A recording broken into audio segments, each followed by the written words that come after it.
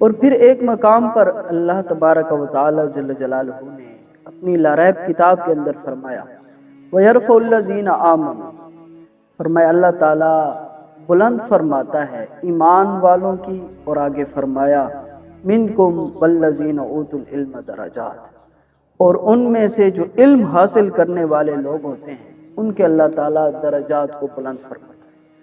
اب اس آیات مقدسہ کے اندر اللہ تبارک و تعالی جل جلالہ دو شخصیات کے بارے میں اپنی لاریب کتاب کے اندر فرمایا کہ ہم ان کے درجات کو بلند کر دیتے ہیں۔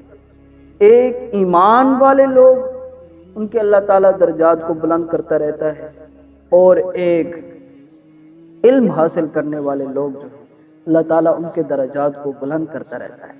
تو گویا اگر آپ علم والوں کی مدد کرو گے ہر لحاظ سے تو اللہ تعالیٰ آپ کے بھی درجات کو بلند فرما دے گا۔ آپ کسی طالب علم کی مدد کر دیں، ہر لحاظ سے آپ مدد کر سکتے ہیں۔ گویا کہ اگر کوئی عالم دین بن رہا ہے تو آپ ان کو کتب لے کر دے دیں، وہ جب تک کتابیں آپ کی پڑھتا رہے گا یا جب تک وہ کتابیں محفوظ رہیں گی اور ان سے بچے علم سے استفادہ کرتے رہیں گے تو آپ کو اجر و ثواب ملتا رہے گا۔